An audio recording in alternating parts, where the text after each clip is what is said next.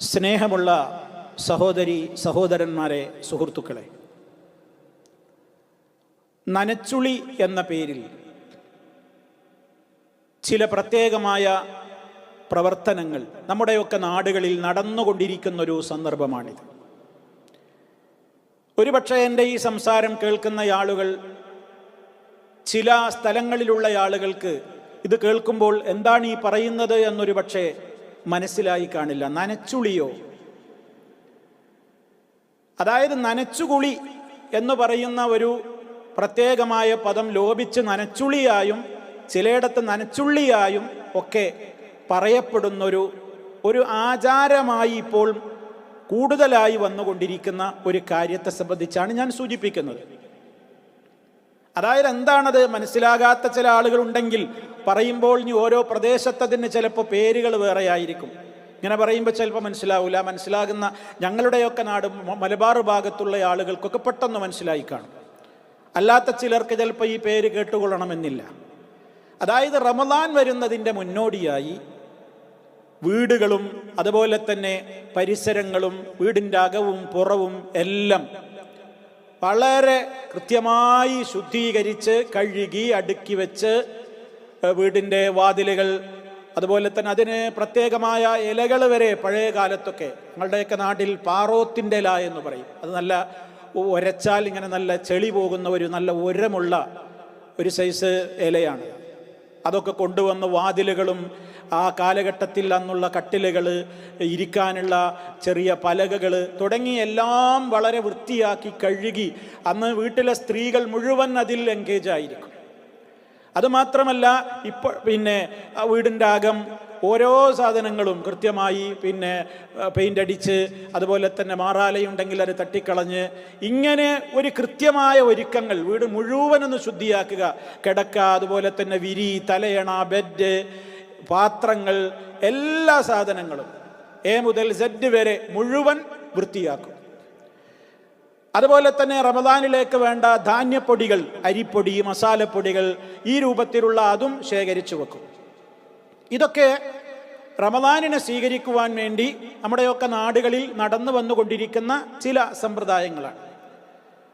അത് ഇന്ന് അതിൻ്റേതായ രൂപവും ഭാവവുമൊക്കെ ഇന്നത്തെ കാലഘട്ടത്തിനനുസരിച്ച് അതൊരു ഒഴിച്ചുകൂടാനാവാത്ത എന്തോ ശഅബാൻ 15 കഴിഞ്ഞാൽ അത് ചെയ്തിരിക്കണം, അല്ലെങ്കിൽ ആ രൂപത്തിലൊക്കെ ഒന്ന് എല്ലാം നിലവിലുള്ളതെല്ലാം ഒന്ന് മാറ്റി ഒന്ന് വൃത്തിയാക്കണം എന്നുള്ള ഒരു അലിഖിതമായ ഒരു നിയമം സമൂഹത്തിൽ ഇന്ന് വന്നുകൊണ്ടിരിക്കുകയാണ്. ഞാൻ അതിനെ എതിർത്തുകൊണ്ടല്ല സംസാരിക്കുന്നത്. മനുഷ്യൻ്റെ ശരീരം അതൊക്കെ കഴിഞ്ഞ് എല്ലാം കൂടി കഴിഞ്ഞ് എല്ലാവരും ആകെ ക്ഷീണിച്ച് തളർന്ന് എന്താണ് പ്രശ്നം? വീട്ടിൽ നനച്ചുളിയായിരുന്നു ആലീസായിട്ട്. അപ്പം അതിങ്ങനെ ഒരു ഭയങ്കര ആ രൂപത്തിലുള്ള പ്രവർത്തനങ്ങളിലേക്ക് വീടും പരിസരങ്ങളൊക്കെ വൃത്തിയാക്കുക, വീടിൻ്റെ അകത്തും പുറത്തൊക്കെ ശുദ്ധീകരിക്കുക, നല്ല തന്നെ. ഏത് കാലഘട്ടത്തിലും ഒരു മുസൽമാൻ്റെ വീട്, ഒരു മുസ്ലിമിൻ്റെ വീട്, അവിടെയുള്ള ഉപകരണങ്ങളെല്ലാം വൃത്തിയായിരിക്കണം, നജസ്സുകൾ ഉണ്ടാവരുത്. അതൊക്കെ ആവശ്യത്തിനാണ്, എല്ലാ കാലത്തും ആവശ്യമാണ്. ഏത് സമയത്തും വിശ്വാസികളോട് വൃത്തി പാലിക്കണം, ശുദ്ധി പാലിക്കണം എന്ന് ഇസ്ലാം പറഞ്ഞിട്ടുണ്ട്. ഞാൻ ഉദ്ദേശിക്കുന്ന കാര്യം മറ്റൊരു പോയിന്റിലേക്കാണ് ഞാൻ പോകുന്നത്. അതായത് ഇവിടെ ആളുകൾ ഈ രൂപത്തിലൊക്കെയുള്ള പ്രവർത്തനങ്ങളും ശുദ്ധീകരണങ്ങളും ഒക്കെ നടത്തുമ്പോഴും വാസ്തവത്തിൽ അതിനേക്കാളേറെ ശുദ്ധീകരിക്കപ്പെടേണ്ടുന്നൊരു കേന്ദ്രം ശുദ്ധിയാക്കുന്നതിൽ വലിയ അലംഭാവം ഇന്ന് വന്നുകൊണ്ടിരിക്കുന്നില്ലേ? മനുഷ്യൻ്റെ പുറം മാത്രം ശുദ്ധിയായാൽ മതിയോ? മനുഷ്യൻ്റെ അകം വൃത്തിയാവണ്ടേ? മനുഷ്യ ഹൃദയങ്ങളിൽ എന്തെല്ലാമാണ് കുമിഞ്ഞുകൂടിയിട്ടുള്ളത്? അന്ധവിശ്വാസങ്ങൾ, അള്ളാഹുവിന് ഒരിക്കലും ഇഷ്ടമില്ലാത്ത നിലക്ക് റബ്ബ് പഠിപ്പിച്ചിട്ടില്ലാത്ത ഒരുപാട് ദുഷിച്ച വിശ്വാസങ്ങൾ, അന്ധവിശ്വാസങ്ങൾ, ശിർക്കൻ വിശ്വാസങ്ങൾ സമൂഹത്തിൽ ഹൃദയങ്ങളിൽ കൂടുകൂട്ടിയിട്ടുണ്ട്. അതുപോലെ തന്നെ തൻ്റെ ഹൈറും ഷർറും തീരുമാനിക്കുന്നത് പല ജീവികളിലും പല ജീവികളുടെ ശബ്ദങ്ങളിലും, അതുപോലെ തന്നെ കരിമ്പൂച്ച വിലങ്ങ് ചാടിയാലുള്ള പ്രശ്നങ്ങളും 100 കൂട്ടം കാര്യങ്ങളും തകിടുകളിലും അതുപോലെയുള്ള ഏലസുകളിലും എന്ന് വേണ്ട ഒരുപാട് കാര്യങ്ങൾ ഇന്ന് സമൂഹ മനസ്സുകളിൽ കുടികൊള്ളുകയാണ്. അതിൻ്റെയും പുറമെ സ്വഭാവരംഗത്ത് ഒരുപാട് വൃത്തികെട്ട സ്വഭാവങ്ങൾ മനുഷ്യ മനസ്സുകളിൽ നിറഞ്ഞു കിടക്കുന്നു. അന്യനോടുള്ള അസൂയ, പക, വിദ്വേഷം, അതുപോലെ തന്നെ ഒരാളെ കണ്ടുകൂടായ്മ, മറ്റുള്ള ആളുകളുമായി പിണങ്ങി പിരിഞ്ഞ് നിസ്സാരമായ ഭൗതികമായ കാര്യങ്ങൾക്ക് വേണ്ടി തെറ്റിപ്പിരിഞ്ഞ് നിൽക്കുകയാണ്. കുടുംബാംഗങ്ങൾ പോലും നന്നായിട്ടില്ല, അയൽവാസികൾ നന്നായിട്ടില്ല, ബന്ധുജനങ്ങളോട് പലപ്പോഴും അകൽച്ചയിലാണ്. ഇങ്ങനെയൊക്കെയുള്ള ഒരുപാട് അവസ്ഥകൾ നിലനിൽക്കുമ്പോഴും ഇതൊക്കെ നിലനിർത്തിക്കൊണ്ടാണ് വീടിൻ്റെ മാറാല തട്ടുന്നതും അവിടെ പെയിൻ്റ് അടിക്കുന്നതും അവിടെ വൃത്തിയാക്കുന്നതും. അകമല്ലേ സഹോദരങ്ങളെ ആദ്യം വൃത്തിയാവേണ്ടത്? ഈ വൃത്തിയാക്കുന്ന നമ്മുടെയൊക്കെ മനസ്സുകൾ ശുദ്ധമായിട്ടുണ്ടോ? മനസ്സുകൾ പവിത്രമാക്കിയിട്ടുണ്ടോ?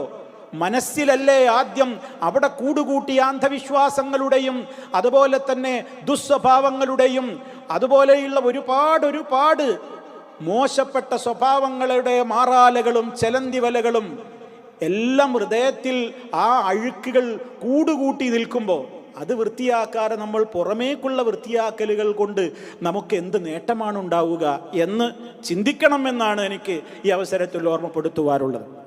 മാത്രമല്ല സുഹൃത്തുക്കളെ, ഇത്തരത്തിലുള്ള പ്രവർത്തനങ്ങളൊക്കെ ഇപ്പോൾ ആളുകളെ ലൈവായി കാണിക്കുക എന്നൊരു ട്രെൻഡ് കൂടി ഇന്ന് സമൂഹത്തിൽ വർദ്ധിച്ചു വരികയാണ്. നമ്മുടെ സഹോദരിമാരിൽ പലരും പല പേരിലുള്ള ഇത്താത്തമാർ എന്ന നിലക്ക് സമൂഹത്തിൽ സോഷ്യൽ മീഡിയകളിൽ യൂട്യൂബർമാരായി രംഗത്തേക്ക് കടന്നു വരികയാണ്. ഞാൻ അവരെ അതിൻ്റെ പേരിൽ ആക്ഷേപിക്കുകയല്ല.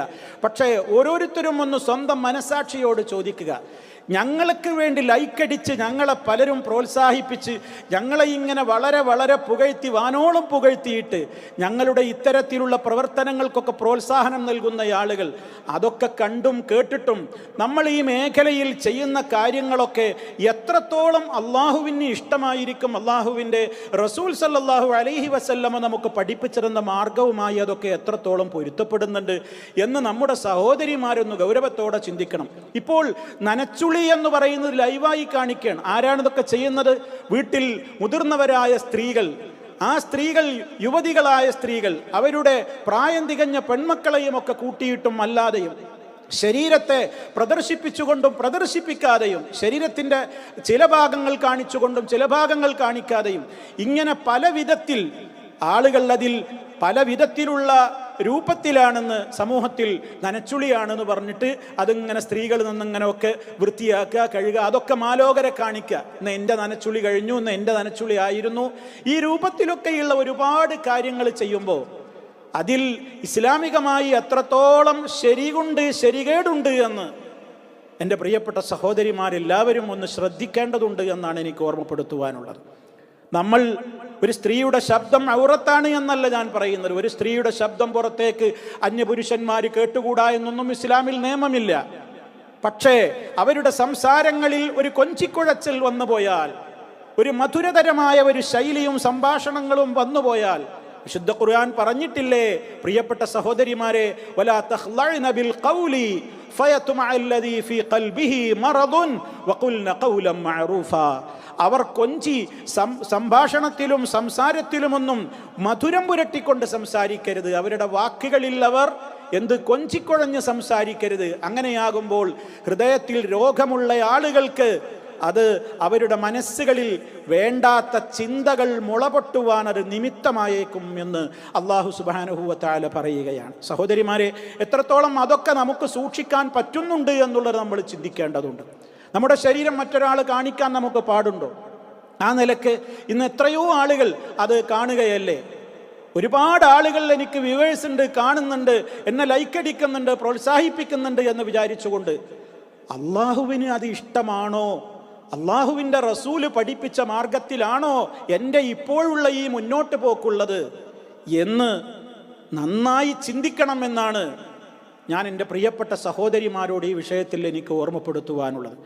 ആരുടെ ലൈക്കുകളും ആരുടെ പ്രത്യേകമായ പ്രോത്സാഹന കമൻറ്റുകളും മരണവേളയിൽ നമുക്ക് കൂടെയുണ്ടാവില്ല.